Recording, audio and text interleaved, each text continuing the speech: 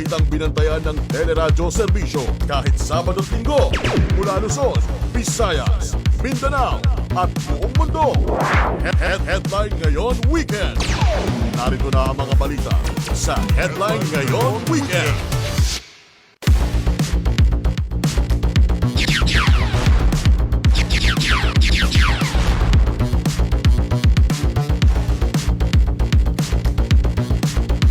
Sa headline ngayon weekend, ikatlong sunod na oil price hike namumuro sa Martes. Sirit sa diesel at kerosene, higit 2 piso. Tindera ng Sampaguita sa viral video, nilinaw na hindi siya bahagi ng sindikato. Libo-libong inaasahang dadalo sa pista ng Santo Niño sa Maynila, daan-daang pulis, ipinakalat. Makapigil hiningang underwater dragon dance, dinarayos sa bangko.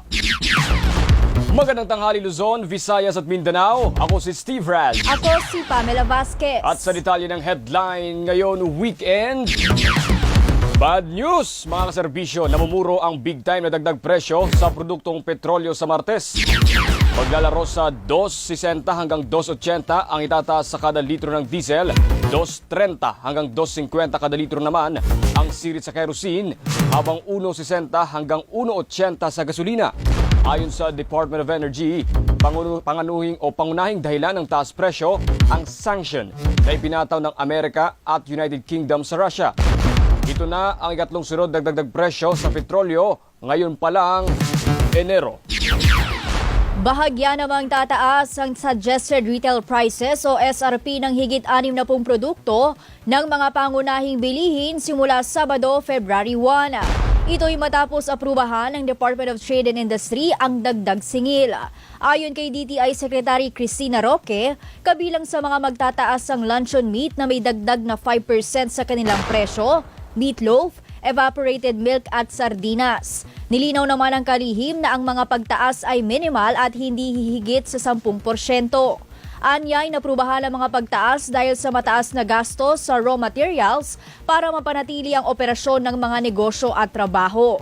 Pinayuhan ng DTI ang mga mamimili na suriin ang bagong SRP list at magkumpara ng presyo. Mahigpit pa rin nilang minomonitor o imomonitor ang mga bilihin laban sa mga magsasamantala. Posibleng matapos ng Department of Budget and Management sa susunod na linggo ang pagrerepaso sa mga tinapyas sa pondo ng ilang ahensya sa 2025. Sa panayam ng programang Anong Ganap, sinabi ni Assistant Secretary Mary Ann De La Vega ng Budget Preparation and Execution ng DBM na may ilan pang apektadong ahensya na hindi pa nadadaanan ng kagawaran. Ayon kay De La Vega, kailangang bumalik sa pagrerepaso para malaman kung aling programa ang mas may randam na epekto sa ekonomiya. Dagdag ng opisyal, hindi ito ang unang beses na may mga ahensyang humihiling na ibalik ang pondong natapyas sa kanilang mga programa. Ang amount po kasi halos 800 billion yung nakita namin ng mga changes.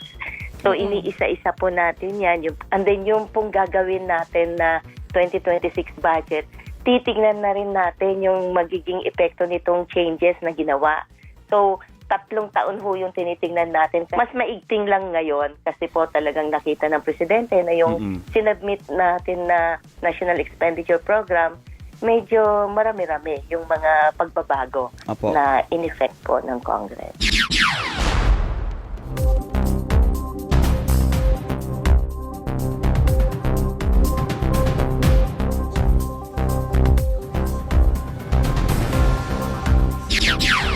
Balita sa ibayong dagat, pinagtibay ng gabinete ng Israel ang kasunduan para sa tigil putukan at pagpapalaya ng mga bihag sa Gaza nitong Sabado ayon sa opisina ni Prime Minister Benjamin Netanyahu. Magsisimula ang ceasefire sa linggo na hudyat ng paghinto sa sagupaan at pambobomba sa pinakamatinding digmaan sa Gaza. Samantala, malugod namang tinanggap ng pamahalaan ng Pilipinas ang kasunduan sa tigil putukan sa pagitan ng Israel at Hamas. Sinabi ni Department of Foreign Affairs spokesperson Maria Teresita Daza, masaya nilang tinatanggap ang anunsyo ng matagal nang inaasam na ceasefire agreement, pati ang pagpapalaya ng mga bihag sa Gaza. Anya, nananatiling matatag ang suporta ng Pilipinas para sa two-state solution na layong magbigay ng makatarungan at pangmatagalang kapayapaan sa rehiyon. Hinimok din ng DFA ang lahat ng panig na sundin ng mga alituntunin ng pandaigdigang batas lalo na sa proteksyon ng mga sibilyan at pagbibigay ng makataong tulong. Sa unang bahagi ng tigil putukan, 33 bihag ang palalayain kapalit ng mahigit 100 Palestinian prisoners habang ang kapalaran ng natitirang bihag ay pag-uusapan pa. Kinumpirma ni Donald Trump na sa loob na ng Capitol Rotunda gaganapin ang kanyang inaugurasyon bilang Pangulo ng Estados Unidos sa Lunes. Punsod yan ng matinding lamig na tumatama ngayon sa malaking bahagi ng US. Sa kanyang Truth Social post, sinabi ni Trump na may Arctic blast na tatama sa bansa, kaya't inilipat ang seremonya mula sa tradisyonal na National Mall. Limitado ang espasyo ng rotunda at mapapanood na lamang ito ng karamihan sa telebisyon o live feed sa Capital One Arena. Ito ang unang beses mula 1985 o panahon ni dating US President Ronald Reagan na inilipat ang inaugurasyon sa loob dahil sa masamang panahon. Kinatiga ng US Supreme Court ang batas na magbaban sa TikTok sa Amerika. Ayon sa korte, hindi nilalabag ng batas ang karapatan sa malayang pagpapahayag at ipinakita ng gobyerno ng US na lehitimo ang mga isyu sa pambansang seguridad kaugnay ng pagmamay-ari ng isang Chinese company sa app. Noong nakaraang taon, ipinasa ng US Congress ang batas para puwersahin ang kumpanyang ByteDance na ibenta ang TikTok o isara ito sa Amerika bukas January 19. Bunsod ito ng hinihinalang paggamit umano ng China sa TikTok para sa pang-espiya o propaganda. Ayon sa White House, hindi muna nila ipatutupad ang ban at ipag-uubaya na ito kay President-elect Donald Trump na manunumpa bilang bagong Pangulo ng US sa Lunes, January 20. Balik dito sa Pilipinas, naniniwala ang Octa Research na hamon para sa gobyerno ang pag-aksyon sa mga itinuturing na pangunahing isyu ng bansa. Ito'y matapos lumabas sa kanilang survey noong Nobyembre na inflation o bilis ng pagtaas ng presyo ng bilihin at serbisyo ang pinaka-importanting issue ng mga Pilipino. Sa panayam ng programang Anong Take Mo, sinabi ni Octa Research founder and current president Professor Ranjit Rai na kailangang makipag-ugnayan ang pamahalaan sa mga stakeholder para makabuo ng mga short-term o panandaliang solusyon. Yan yung pangunahing problema ng ating mga kababayan, hindi charter change, hindi impeachment. Sana pakinggan ng mga kababayan, ng gobyerno yung hinaing na ating mga kababayan. Ito yung gusto nilang bigyan ng solusyon. Hindi yung issues na wala namang epekto sa buhay nila. Yan yung challenge, how can government intervene? It's a very complex problem po eh. Ibinasura ng Manila Regional Trial Court ang kaso laban kay dating Deputy PNP Chief for Operations, Lieutenant General Benjamin Santos kaugnay sa sinasabing cover-up sa nakumpiskang halos 7 bilyong pisong shabu sa Maynila noong 2022. Base sa desisyon, walang nakitang probable cause para kasuhan si Santos dahil sa kawalan ng ebidensya. Samantala, walang pinayagang piyansa ang korte para sa iba pang mga pulis na sangkot sa naturang operasyon. Matatandaang sumuko ang 10 sa 29 na aktibo at dating pulis na pinaaresto ng korte kaugnay ng operasyon. Sumiklab ang sunog sa bahagi ng Loyola Street sa Barangay 456 sa Sampaloc, Maynila, pasado alas 5 ng madaling araw kanina. Sinabi sa teleradyo serbisyo ni Fire Inspector Alejandro Ramos, Chief ng Intelligence Investigation Section ng Bureau of Fire Protection Manila, na umabot sa ikatlong alarmang sunog bago naapulan ng alas 6:47 ng umaga. Hinihinalang nagmula ang sunog sa ikalawang palapag ng isang gusali pero inaalam pa ng BFP ang mga karagdagang detalye. Wala naman anyang nasaktan sa insidente. Tinatayang 30,000 hanggang 40,000 ang inaasahang dadalo sa pista ng Santo Niño sa Tondo at Pandacan sa Maynila. Sa panayam ng programang Balita Antemano, sinabi ni Manila Police District Director Brigadier General Arnold Thomas Ibay na tinatayang 500 pulis ang ipinakalat sa 2 lugar para matiyak ang seguridad. Ayon kay Ibay, wala pang naitalang problema sa pagdiriwang pero nakaantabay ang mga tauhan ng MPD sakaling magkagulo. Paalala ni Ibay sa publiko, maging responsable sa pagdalo sa pista at iwasan ang sobrang pag-iinom. Ikiusap tayo sa ating mga kababayan na mamamiesta na sana pag uminom po sa tiyan lang at kung sanang mapunta sa ulo, i-enjoy po natin. Pero huwag po natin sosobrahan para hindi po tayo mawala sa wisyo. Sa ibang balita naman, nilinaw ng 22 anyos na tendera ng Sampaguita na nag-viral sa social media na hindi siya bahagi ng sindikato. Itinanggi rin niya ang mga paratang na minura o dinuraan niya ang gwardya.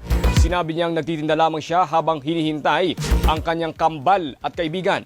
Anya, tumigil na siya sa pagtitinda dahil sa trauma at online bashing na nakakaapekto sa kanyang pag-aaral dahil sa pagkalat ng kanyang pribadong impormasyon.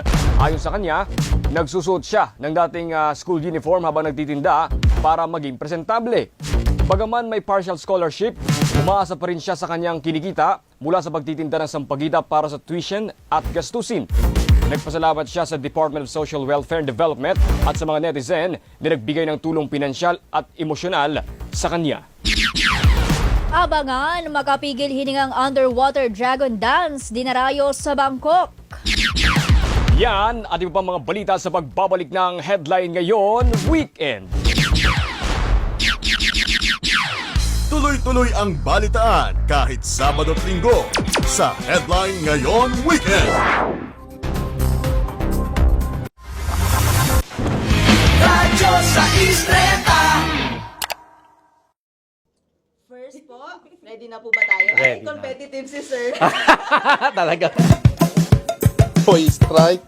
Opo. Kasi may asim pa. Eh, alam ko lang eh. Itigil ang korupsyon, itigil ang korupsyon, itigil ang korupsyon. Masusolusyonan yung traffic kapag nanalo po ako. Pero hindi po ako lumaki sa farm. Si Mary Grace Piatos ba yan? Extra service. Uy, digital kwentuhan sa mga nag-a-apply na maging senador.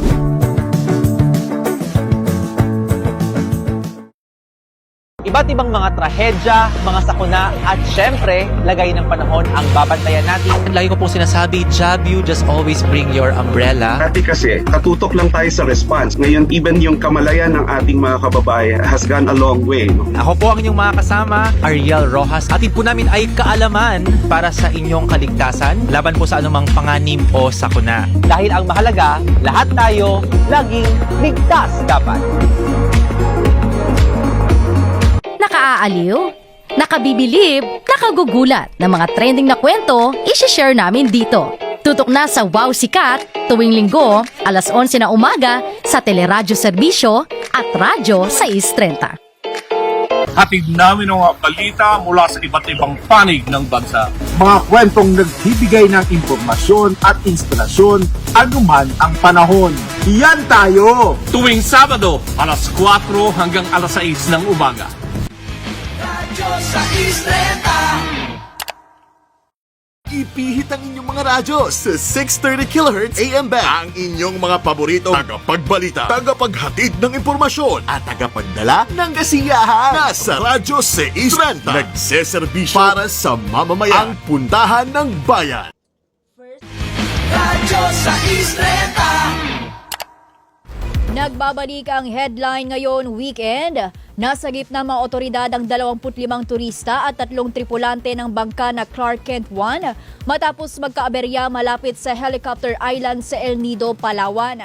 Ayon sa Coast Guard Station Northern Palawan at PCG, itinawag sa kanila ng isang taga-barangay Maligaya ang pangyayari kaya agad silang nagsagawa ng search and rescue operations. Sa ulat, nagkaproblema umano ang makina ng bangka kaya stranded sila sa karagatan. Ineskortan din nila at naihatid ang mga pasahero pabalik sa El Nido Floating Dock. Wala namang napaulat na nasaktan sa insidente.